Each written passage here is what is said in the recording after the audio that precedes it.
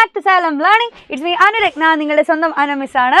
Okay, മക്കളെ എല്ലാവരും volume അല്ലെ വ്യാപ്തം എന്നുള്ള ചാപ്റ്ററിൽ ഒരുപാട് കാര്യങ്ങൾ നമ്മൾ ആദ്യം മുതൽ അവസാനം വരെ നല്ല അടിപൊളിയായിട്ട് പഠിച്ച കാര്യമാണ്.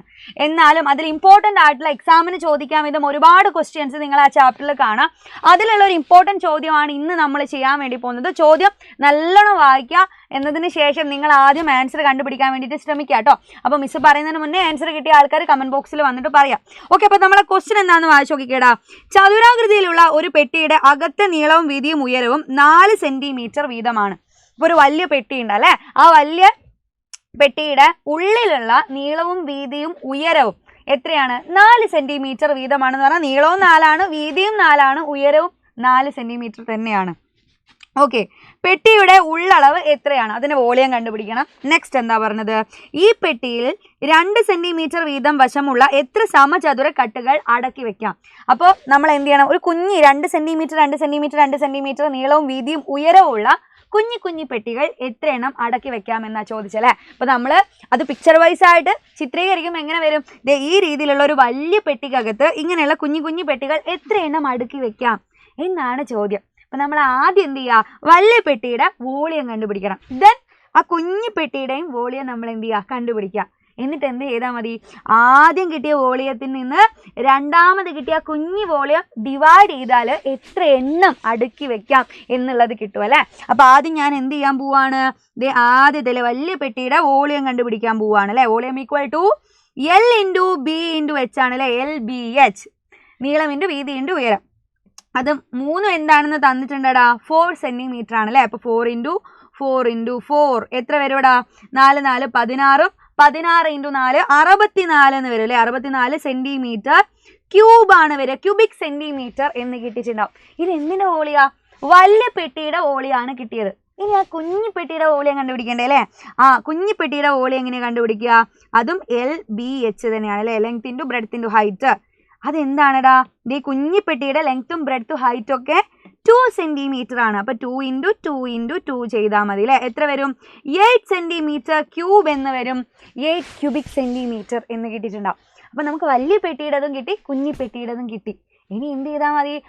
ഈ വലിയ വോളിയത്തിനെ കുഞ്ഞു വോളിയം കൊണ്ട് ഡിവൈഡ് ചെയ്താൽ നമുക്ക് എത്ര പെട്ടികൾ അടുക്കി വെക്കാം എന്നുള്ളത് കിട്ടും അല്ലേ. അപ്പോൾ അതിനു വേണ്ടി ഞാൻ എന്ത് ചെയ്തു? 64നെ 8 കൊണ്ട് ഡിവൈഡ് ചെയ്തു. എത്ര വരുവടാ?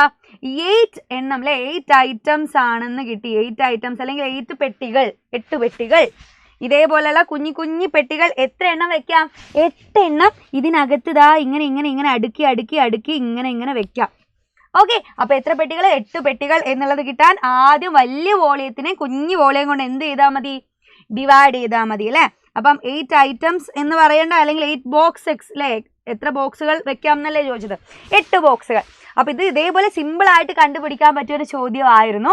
ഇനി എൻ്റെ മക്കൾ നമ്മളിപ്പോൾ ബോർഡ് കാണുന്ന ആ ഒരു ക്വസ്റ്റ്യൻ വായിച്ച് നോക്കുക, അതിനനുസരിച്ചുള്ള ആൻസറും കണ്ടുപിടിക്കാൻ വേണ്ടിയിട്ട് ശ്രമിക്കുക. ഓക്കെ, അപ്പോൾ മിസ് ഒന്ന് നിങ്ങൾക്കൊരു ഹെൽപ്പ് ചെയ്തുതരാം. ആ ക്വസ്റ്റ്യനകത്ത് എന്തൊക്കെയാണ് പറയുന്നത്, എന്താണ് നിങ്ങൾ കണ്ടുപിടിക്കേണ്ടത് എന്നുള്ളത് മിസ് പറഞ്ഞുതരാം. ഓക്കെ, ഒരു ചതുരപാത്രത്തിൽ 90 സെൻറ്റിമീറ്റർ നീളവും 40 സെൻറ്റിമീറ്റർ വീതിയും ഉണ്ട്. ഓക്കെ, 90ഉം 40ഉം ഉണ്ട്. അവിടെ ഹൈറ്റ് എന്ത് തന്നിട്ടില്ല? ഹൈറ്റ് നിങ്ങൾക്ക് തന്നിട്ടില്ല, കണ്ടുപിടിക്കണം. ഓക്കെ, വേറെ എന്താ തന്നത്? ഇതിൽ 180 ലിറ്റർ അല്ലേ. അതിൽ 180 ലിറ്റർ വെള്ളമുണ്ട്. അപ്പോൾ പാത്രത്തിൻ്റെ ഉയരം എത്ര? ഹൈറ്റ് ആണ് നിങ്ങളോട് ഇവിടെ കണ്ടുപിടിക്കാൻ പറഞ്ഞത്. ആകെ തന്നത് ഈ പെട്ടിയിൽ എത്ര വെള്ളം കൊള്ളും എന്നുള്ളതാണ്. എത്ര വെള്ളം കൊള്ളും? 180 ലിറ്റർ അല്ലേ. 180 ലിറ്റർ വെള്ളമാണ് കൊള്ളുന്നത്. അപ്പോൾ നമുക്ക് അറിയുന്ന ഒരു അളവ് ഉണ്ടായിരുന്നു. എന്തായിരുന്നു ആ അളവ്? 1 ലിറ്റർ എന്ന് പറഞ്ഞാൽ എത്ര ക്യൂബിക് സെൻറ്റിമീറ്റർ ആണ് എന്നുള്ളത് അറിയില്ലായിരുന്നോ അല്ലേ. 1 ലിറ്റർ എന്ന് പറഞ്ഞാൽ എത്ര ക്യൂബിക് സെൻറ്റിമീറ്ററാ? 1000 ക്യൂബിക് സെൻറ്റിമീറ്റർ ആയിരുന്നു. 1000 ക്യൂബിക് സെൻറ്റിമീറ്റർ ആണ്. ദെൻ ഇവിടെ നമുക്ക് അറിയുന്ന കാര്യം 180 ലിറ്റർ അല്ലേ. 180 ലിറ്റർ ആ പാത്രത്തിൽ ഉണ്ടെങ്കിൽ, ആ പാത്രത്തിൽ കൊള്ളാവുന്ന വെള്ളത്തിൻ്റെ അളവാണെങ്കിൽ ഈ പാത്രത്തിൻ്റെ വോളിയം നിങ്ങൾക്ക് കണ്ടുപിടിച്ചൂടെ? സോ നിങ്ങൾക്ക് വോളിയം ഇവിടെ കിട്ടും.